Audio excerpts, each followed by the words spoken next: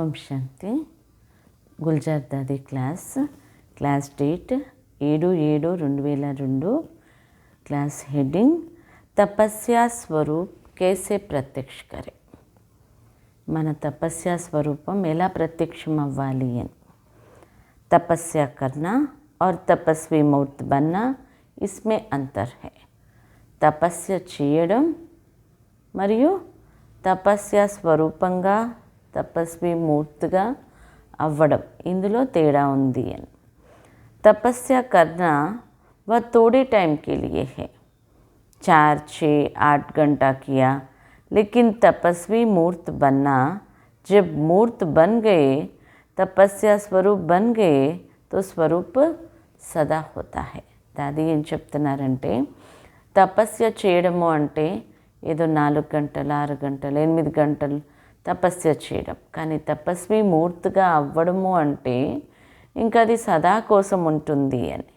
తో హమ్ సభీ సిర్ఫ్ తపస్య కర్నే వాలే నహీ హై. ఏం చెప్తున్నారు దాది, మనం కేవలం తపస్య చేసేవారేమి కాదు, యోగ్ లగానే వాలే నహీ హై, లేకిన్ యోగి జీవన్ వాలే హై. యోగం చేసేవారేమి కాదు, మనం యోగి జీవితానికి సంబంధించిన వారిమి. అంటే ప్రపంచంలో వాళ్ళు కూడా అడుగుతుంటారు కదా, మీరు ఎంత టైం యోగం చేస్తారు అని. 2 గంటల 4 గంటల, లేకపోతే సాయంత్రం గంట, పొద్దున గంట, అలా కాదు కదా. మన జీవితమే యోగి జీవితము. దాది చెప్తుంది, మనం యోగం చేసేవారిమి కాదు, యోగి జీవితం జీవించేవారిమి. తో జీవన్ సోతే హుయే భీ ఉఠతే హుయే భీ హై. జీవితం అంటే ఏంటి? పడుకున్న జీవితమే, లేచిన జీవితమే, పనులు చేసిన జీవితమే కదా. చల్తే ఫిర్తే యా కామ్ కాజ్ కర్తే హుయే భీ యోగి జీవన్ హే. నడుస్తూ తిరుగుతూ కర్మలు చేస్తూ అంతా యోగి జీవితమే. తో యోగి జీవన్ మాన సదాకాల్. అంటే అర్థం చేయించేది ఏంటి అంటే, యోగి జీవితం అంటే సదాకాలికం, సదా ఉంటుంది. జీవన్కి గంటే ముకరర్ నహీ హోతే హై. జీవితం అంటే ఏదో ఈరోజు 10 గంటలు, రేపు 2 గంటలు, ఎల్లుండి 4 గంటలు, ఇది కాదు కదా. జీవితం అంటే సదా ఉంటుంది కదా. జీవన్తో జబ్ తక్ జీతే హే తబ్ తక్ జీవన్ హే. జీవితం అంటే ఏంటి? జీవించి ఉన్నన్నాళ్ళు జీవితమే. అంటే ఆత్మ శరీరంలో ఉన్నంత వరకు దాన్ని జీవితం అనే అంటారు. తో హమారీ తపస్య యా యోగ్ సిర్ఫ్ జబ్ హమ్ ఆర్టిఫిషియల్ బైఠతే హే తబ్ తక్ నహీ హై. దాది ఏమంటున్నారంటే, తపస్య ఏదైతే యోగం ఉందో, కేవలం మనం కూర్చుంటాం కదా, అమృత్ వేళలో కూర్చుంటాం, లేకపోతే నుమాషాం యోగం అని కూర్చుంటాం, ఆ సమయం వరకే కాదు. బాకీ జబ్ हम संगठन में और निश्चिंत समय पर बैठते हैं, तो वायुमंडल की और बाबा की विशेष मदद अनुभव होती है. ఎప్పుడైతే మనం సంఘటితంలో కూర్చుంటాం, నిశ్చిత సమయంలో కూర్చుంటాం, అప్పుడు వాయుమండలము మరియు బాబా యొక్క విశేషమైన సహయోగం లభిస్తుంది. ఆ సహయోగం యొక్క అనుభవం జరుగుతుంది. వబీ జరూరీ హై. అలానే రోజంతా మనది యోగి జీవితమే కదా, ఇంకా స్పెషల్గా యోగంలో కూర్చోవలసిన అవసరం ఏంటి అనుకోవడానికి లేదు. దాది ఏమంటున్నారంటే, ఎప్పుడైతే మనం ఒక ఫిక్స్ టైంలో కూర్చుంటాం, సంఘటితంగా కూర్చుంటాం, అప్పుడు వాయుమండలం యొక్క సహయోగం, బాబా యొక్క సహయోగం అనేది లభిస్తుంది. అది కూడా మనకి తప్పనిసరి. जैसे अमृत वेले व शाम को नुमा शाम के लिए बाबा ने हम सब के लिए विशेष डायरेक्शन दिए हुए हैं. ఈ విధంగా బాబా మనకి అమృత్ వేళ, సాయంత్రం నుమాషాం యోగం, దానికోసం విశేషమైన డైరెక్షన్ బాబా ఇచ్చాడు. లేకిన్ సాత్ మే బాబానే కర్మయోగి శబ్ద భీ కహా హై. ఒకటేంటి, బాబా కూర్చొని యోగం చేయడానికి కూడా ఫిక్స్ సమయం యొక్క డైరెక్షన్ ఇచ్చాడు. ఇంకొకటి ఏంటి, కర్మయోగి అని కూడా చెప్పడం జరిగింది. కర్మయోగి కా అర్థ్ యహ నహీ హై కి జబ్ యోగ్ లగాయే తబ్ యోగ్ హో. కర్మయోగం అంటే ఎప్పుడైతే నేను యోగం చేస్తానో అప్పుడే కాదు. और कर्म करे तो योग खत्म हो जाए या समा जाए, इमर्ज रूप में नहीं हो. కర్మ చేస్తే యోగం సమాప్తం. నేను ఇప్పుడు పనిలోకి వెళ్ళాను కాబట్టి నేను యోగాన్ని మర్చిపోయాను అనేది ఉండకూడదు. ఆ ఇమర్జ్ రూపంలో అంటే ఇమర్జ్ రూపంలో లేదు, నేను కర్మ చేసే సమయంలో అనేది ఉండకూడదు. దాన్ని కర్మయోగి జీవితం అని అనరు అని. कर्मयोगी माना योग और कर्म दोनों ही कंबाइंड साथ साथ है. कर्मयोगी అంటే ఏంటి? కర్మ మరియు యోగం రెండు తోడు ఉండాలి. कर्मयोगी माना सदा का योगी. कर्मयोगी అంటే सदा योगी. तो हमारा स्वरूप ही तपस्या का है. मन स्वरूपमे तपस्या యొక్క స్వరూపం. एक तप है मन को एकाग्र करना, ఏ హే హమారీ తపస్య. ఒకటేంటి? తపస్సు అంటే మనస్సుని పూర్తిగా ఏకాగ్రం చేయడం, అదే మన యొక్క తపస్య. ఏకాగ్రత మన ఏక్ మే బుద్ధి లగి రహే. ఏకాగ్రత అంటే ఏంటి? అది కూడా దాది క్లియర్ చేస్తుంది. మన బుద్ధి అంతా ఎప్పుడూ ఒక్కరిపైనే ఉండడం. ఏకే అంత్ మే రహనా. ఇంకొకటి ఏంటి? ఒక్కరి యొక్క అంతంలోకి వెళ్ళాలి. यह है एकांत. इदे एकांतम. बाबा की याद में आप इतने लगन में मगन हो जो आपको कुछ भी अपनी तरफ खींचे नहीं. इसको कहा जाता है मन बुद्धि की ఏకాగ్రత. మనం ఎన్ని అయినా పనులు చేసినా మనకి మన యొక్క మనస్సు బుద్ధి ఇంకొక వైపుకి ఆకర్షించబడకూడదు. పూర్తి ఏకాగ్రత బాబా పైన ఉండాలి. దాన్ని అంటారు తపస్య అని. తపస్య అంటే ఏంటి? ఏకాంతవాసిగా అవ్వడం. తపస్య అంటే ఏంటి? ఏకాగ్రత. ఏకే అంత్ మే లగే रहना और कोई बात में नहीं जाना. ఒక్కరి యొక్క అంతంలో నిమగ్నమై ఉండాలి. ఇంకా మన బుద్ధి అటు ఇటు వెళ్ళకూడదు. जो मगन होता है उसको कोई सद्बुद्धि नहीं होती है. ఎవరైతే నిమగ్నం అయిపోతారో వాళ్ళకి ఇంకే విషయాలు తెలియదు. ఏంటి అంతగా లీనమైపోయావు, నేను వచ్చింది కూడా తెలీదు అంటారు కదా. దాది ఏం చెప్తుందంటే మీ మనస్సు బుద్ధి పూర్తిగా బాబా పైన ఏకాగ్రం అయిపోవాలి, నిమగ్నం అయిపోవాలి. ఇంకా చుట్టూ విషయాలు ఏమీ తెలియకుండా. మగన్ హోనా మానా మన్ బుద్ధి हिले नहीं. నిమగ్నం అయిపోవడము అంటే మనస్సు బుద్ధి కదలకూడదు. ఇస్కో కహా జాతా హై తపస్య. దీన్ని అంటారు తపస్య అని. స్మృతి మే ఏక్ బాబా హై और वृत्ति में है कि यह सब आत्माएं और कुछ भी नहीं दिखाई देगा. यह नारी है, यह नर है. దాది ఏమంటుందంటే స్మృతి ఏమో ఒక్క బాబాది, వృత్తిలో ఇంకందరు ఆత్మలు, ఇంకేది అలా కనిపించకూడదు. వీళ్ళు నారి, వీళ్ళు నరుడు, అది కూడా గుర్తు రాకూడదు, అది కూడా తెలియకూడదు. యహ కళా హై, यह क्रिश्चियन है, यह बौद्धि है, यह कहाँ भी बुद्धि नहीं जाएगा. దాది ఏమంటున్నంటే వీళ్ళు అన్నయ్యలు, వీళ్ళు అక్కయ్యలు, వీళ్ళు స్త్రీ పురుష్, క్రిస్టియన్, బౌద్ధి, నల్లగా తెల్లగా, ఇది ఏమీ బుద్ధిలో రాకూడదు. కిస్కో భీ దేఖేంగే తో ఆత్మకో హీ దేఖేంగే. ఎవరిని చూసినా ఆత్మనే చూడాలి. జైసే యహ భీ బాబా కి ప్యారీ మీఠీ ఆత్మ హై. ఇంకేం చూడాలంట? ఆత్మగా చూడడమే కాదు, ఈ ఆత్మ కూడా బాబా యొక్క ప్రియమైన మధురమైన ఆత్మ. इस प्रकार आत्मा का ज्ञान जब बुद्धि में होगा तभी तपस्या हो सकती है. ఈ రకంగా ఆత్మజ్ఞానం ఎప్పుడైతే బుద్ధిలో ఉంటుందో అప్పుడు దాన్ని తపస్య అని అంటారు. అంటే అప్పుడు మన నుండి తపస్య అనేది జరుగుతుంది. రకరకాల ఆకర్షణలు ఉంటే మన నుండి తపస్య అనేది జరగదు. अगर आत्मा का ज्ञान याद नहीं तो परमात्मा तो याद आ नहीं सकता. ఒకవేళ మనకి ఆత్మజ్ఞానమే ఉండకపోతే పరమాత్మ జ్ఞానం కూడా అంటే పరమాత్మ యొక్క స్మృతి కూడా రాదు. క్యూంకి ఆత్మ కా హీ బాప్ పరమాత్మ హై. ఎందుకంటే ఆత్మ యొక్క తండ్రే పరమాత్ముడు అని. ఎప్పుడైతే మన మనస్సు బుద్ధి పూర్తిగా బాబా పైన ఏకాగ్రం అవుతుంది, దాన్నే తపస్య అంటారు. మనం ఎప్పుడైతే తపస్యలో ఉంటామో దాది ఏమంటున్నారు? ఎవరు మనకి కనిపించకూడదు. ఎవరైనా చూసినా, ఎవరినైనా వీళ్ళు నల్లగా తెల్లగా, వీళ్ళు క్రిస్టియన్, బౌద్ధి, వీళ్ళు స్త్రీ పురుష్ ఏమీ గుర్తు రాకూడదు. కేవలం ఆత్మ, వీళ్ళు కూడా బాబా యొక్క ప్రియమైన సంతానం, మధురమైన ఆత్మ, ఇదే గుర్తు రావాలి. ఎందుకంటే ఆత్మ గుర్తొస్తేనే పరమాత్ముడి యొక్క స్మృతి కూడా సహజమవుతుంది. లేకపోతే ఆత్మ యొక్క స్మృతి లేకపోతే పరమాత్మ స్మృతి కూడా ఉండదు. ఎందుకంటే ఆత్మ యొక్క తండ్రినే పరమాత్మ. और कोई बात में अगर हम चाहते हैं शरीर के बांध में रहते हैं तो शरीर का पिता शिव बाबा है नहीं. ఇంకా వేరే విషయాల్లోకి మనం వెళ్ళినట్లయితే శరీర అభిమానం కనుక మనకు ఉన్నట్లయితే శరీర తండ్రి శివ బాబా కాదు. ఫిర్ కనెక్షన్ కేసే హోగా, ఇంకా కనెక్షన్ ఎలా జరుగుతుంది? మనం శారీరక స్మృతిలో ఉంటే శారీరక తండ్రి యొక్క స్మృతి వస్తుంది కదా, ఆత్మ తండ్రి యొక్క కనెక్షన్ ఉండదు. तो आपस में बातचीत करते हुए संपर्क में आते हुए चाहे पत्नी हो चाहे बहन हो कोई भी हो, लेकिन आत्मा रूप में देखे तो हमारी वृत्ति चंचल हो नहीं सकती.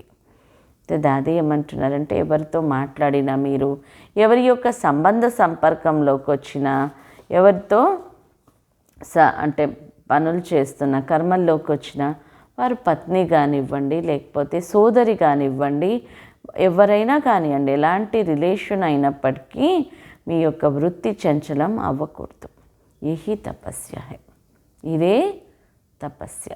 అదే తపస్య యొక్క డెఫినేషన్స్ చెప్తుంది. తపస్య అంటే ఏదో కూర్చొని 1 గంట నేను యోగం చేశాను అందువల్ల నేను తపస్విని అనడానికి లేదు. తపస్య అంటే మనం ఎవరితో మాట్లాడినా మన మనస్సు బుద్ధి చంచలం అవ్వకూడదు. ఎవరి సంబంధ సంపర్కంలోకి వచ్చినా మన మనస్సు బుద్ధి చంచలం అవ్వకూడదు. ఎవరిని చూసినా ఆత్మిక దృష్టితో చూడాలి, అప్పుడే మనకి బాబాతో సంబంధం ఉంటుంది అని. यही तपस्या है. तपस्या माना वृत्ति हमारी आत्मा और परमात्मा के तरफ, यह है हमारी तपस्या या योग. तपस्या అంటే आत्मा परमात्मा వైపు మన బుద్ధి ఉండడం.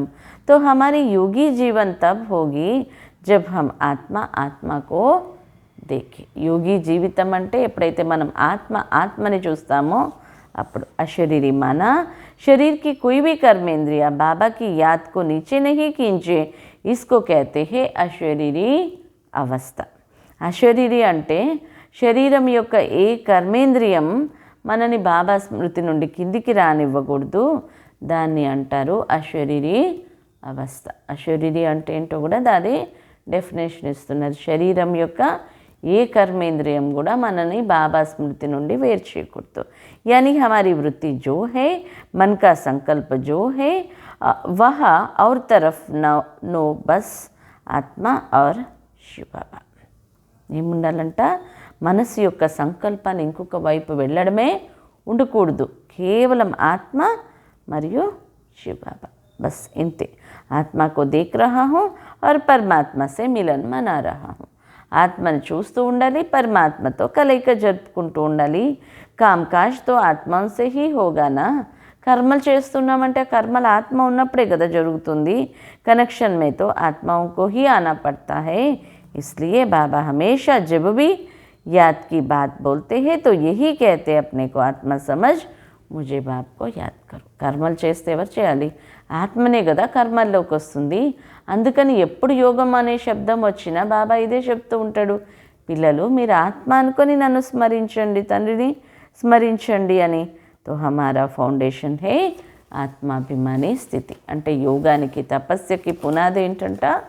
ఆత్మిక స్థితి, ఆత్మాభిమాని యొక్క స్థితి. बाबा ने हमको स्वराज्य अधिकारी बना दिया.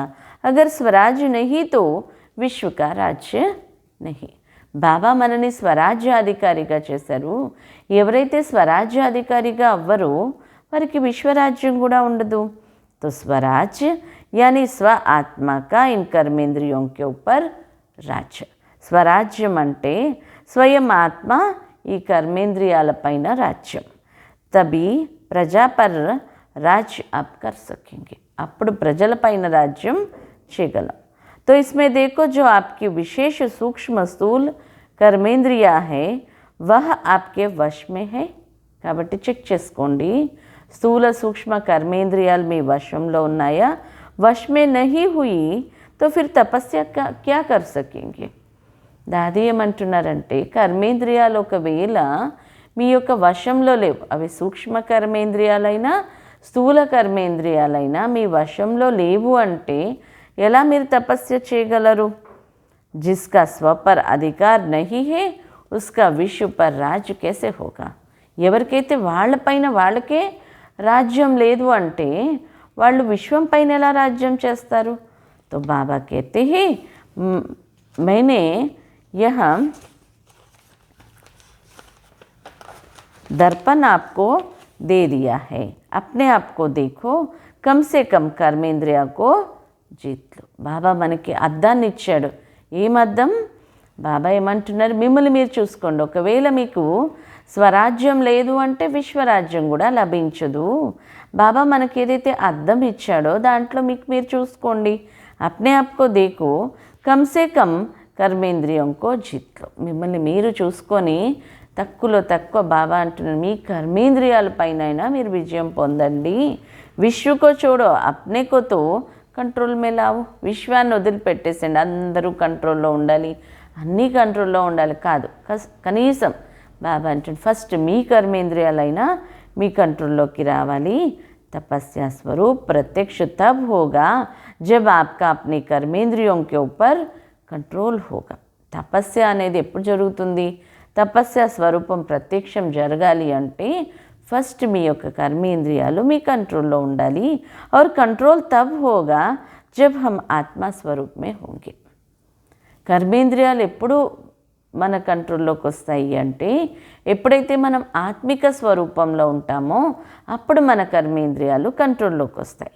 పహలే మాలిక్ పన్ మే తో టహరో ఇస్లియే తపస్య స్వరూప్ బన్నా హై. మొదట యజమాని యొక్క స్థితిలో అయితే ఉండండి, దాన్ని తపస్య స్వరూపం అంటారు. సిర్ఫ్ తపస్య కర్నే వాలే నహీ బన్నా. కేవలం ఏదో అప్పుడు ఇప్పుడు తపస్సు చేసేవారిగా అవ్వకండి. తపస్య మన సదా ఆత్మస్వరూపమే స్థిత్ హో. తపస్య అంటే సదా ఆత్మస్వరూపంలో స్థితి అవ్వడం. దేహి అభిమాని స్మృతి కా హీ ఆసన్ హే. ఆత్మాభిమాని స్మృతి యొక్క ఆసనం. మై ఆత్మ హూ, మై అశరీరీ ఆత్మ హూ, మై దేహి హూ, దేహ నహీ హూ. నేను ఆత్మని, నేను అశరీరీ ఆత్మని, నేను దేహిని, నేను దేహాన్ని కాదు. ఇస్ స్మృతికి సీట్ పర్ బైఠ్ జాओ. ఏం చేయాలంట? ఆ స్మృతి యొక్క సీట్ పైన కూర్చొని ఉండాలి. भ्रुकुटी भी एक आसन है, इस आसन पर आत्मा बैठी है तो बस इस पर बैठ जाओ और आत्मा हूँ. భ్రుకుటి కూడా ఒక ఆసనమే. దీనిపైన మీరు కూర్చోండి, నేను ఆత్మని అని. ఆత్మని చూస్తూ ఉంటుంది, ఆత్మతో మాట్లాడుతుంది. ఏ పాట బిల్కుల్ పక్కా. మనం ఎవరితో మాట్లాడినా ఎవరిని చూసినా నేను ఆత్మని, నా ఎదుట ఉన్న వాళ్ళు కూడా ఆత్మనే. నేను ఆత్మని, వాళ్ళ ఆత్మని చూస్తున్నాను. నేను ఆత్మని మాట్లాడుతున్నాను, వాళ్ళు కూడా ఆత్మలు, వాళ్ళు కూడా మాట్లాడుతున్నాను. అలా బాబా అంటున్నారు. ఇది దాది చెప్తుంది, పక్కా చేసుకోండి. यही तपस्या है, इधे तपस्या. अगर यह तपस्या आपने नहीं की तो कुछ नहीं किया. ఒకవేళ మీరు తపస్య ఇది చెయ్యకపోతే మీరేమి చేయనట్టే. अगर तपस्या आपने नहीं की तो कुछ नहीं किया. तो तपस्या स्वरूप बनो, यानी आपके चलन से, आपकी दृष्टि से वह फीलिंग आए, महसूसता आए कि यह आत्मा रूप में देखता है, यह आत्मा रूप की बातें कर रहा है, यह आत्मा वृत्ति में रहता है, दूसरे को भी शुभ शुद्ध भावना कामना का అనుభవం. ఎప్పుడైతే మనం తపస్య చేస్తామో అప్పుడు దాది ఏం చెప్తుందంట, వేరే వాళ్ళకి కూడా అనుభవం అవుతుంది. వీళ్ళు ఆత్మిక దృష్టిలో చూస్తూ ఉన్నారు, వీళ్ళు ఆత్మతో మాట్లాడుతూ ఉన్నారు, ఆత్మిక వృత్తిలో ఉన్నారు అని వేరే వాళ్ళకి కూడా శుద్ధ భావన, శుభ భావన, శుభ కామన అనేది అనుభవం అవుతుంది. ఆత్మిక దృష్టి మే బహుత్ తాకత్ హోతీ హై. దాది ఏమంటున్నారంటే ఆత్మిక దృష్టి ఏదైతే ఉందో అందులో చాలా శక్తి ఉంటుంది. మనం ఎప్పుడైతే ఆత్మిక దృష్టిలో ఉంటామో ఎదుటి వాళ్ళలో కూడా మనం శుద్ధ భావన, శుభ భావన మొదలు పెట్టచ్చు. తబ్ తో సబ్కో యహ इच्छा रहती कि बाबा हमें पर्सनल दृष्टि दे, दादी हमें दृष्टि दे. तो आपकी दृष्टि, वृत्ति, स्मृति और కృతి ఆత్మాభిమాని హోని చాహి. అందుకే మనకి ఎప్పుడు ఏముంటుంది, బాబా నాకు దృష్టి ఇవ్వాలి, దాది దృష్టి ఇవ్వాలి, లేకపోతే మహారథుల దృష్టి ఉండాలి నా పైన ఆలోచిస్తూ ఉంటాం కదా, దృష్టి కోసం తల్లడిస్తూ ఉంటాం. కారణం ఏంటంట, వాళ్ళ యొక్క ఆత్మిక దృష్టి మనలో శుద్ధ భావనలని క్రియేట్ చేస్తుంది అన్నమాట. అందుకని ఆత్మిక దృష్టి అనేది చాలా పవర్ఫుల్ అని దాది చెప్తుంది.